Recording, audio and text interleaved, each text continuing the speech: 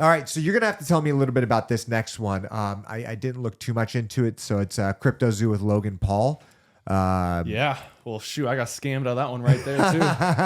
So, okay, I remember this. Tell a little bit of a story. So it was September of 2021. I was in Mexico. Shout out to my girlfriend Savannah.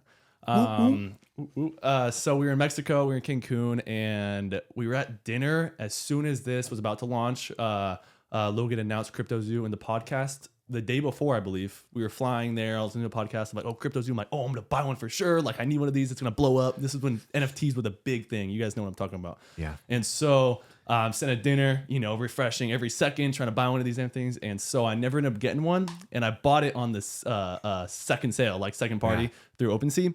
And so I spent like 0.3 ETH or something like that. And 0.3 ETH back then was damn near $1,000. And so I was all in on Logan. And so a couple days later, it's dying. Nope, he doesn't talk about the project for another year. And so CoffeeZilla comes out with a 3-part documentary he was working on for like 6-8 months. And so he launches this 3-part documentary in December of last year. So just about 3 weeks ago. Yeah. And completely breaks down who the tokens were, also because there was a token called Zoo, like Zoo Coin, I think.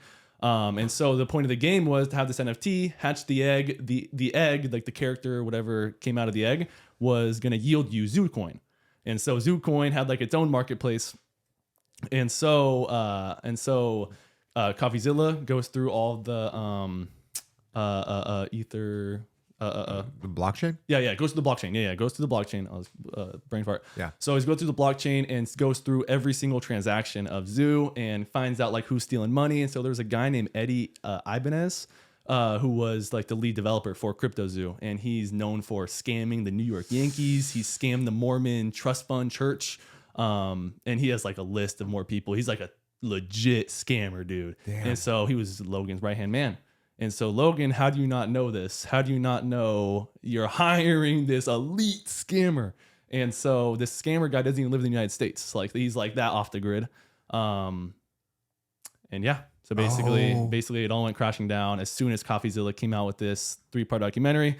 It was during one of Logan Paul had a bad episode with George. And he was talking about how George is like, he's like talking shit on his religion and stuff. Yeah. And so CoffeeZilla, genius, launches this or releases this 3-part documentary as soon as that podcast comes out. So it completely, everything comes crashing and burning on Logan. And so that all happened. And so you got screwed. Yeah, so I'm so screwed. I'm holding my bag. Logan said, Logan came out and he apologized for everything that happened. He didn't really take blame. He was blaming the people that he hired, but it's his fault. But he says he's bringing the game back and he's going to launch it. And so I'm still holding my bag and hopefully it comes out with something.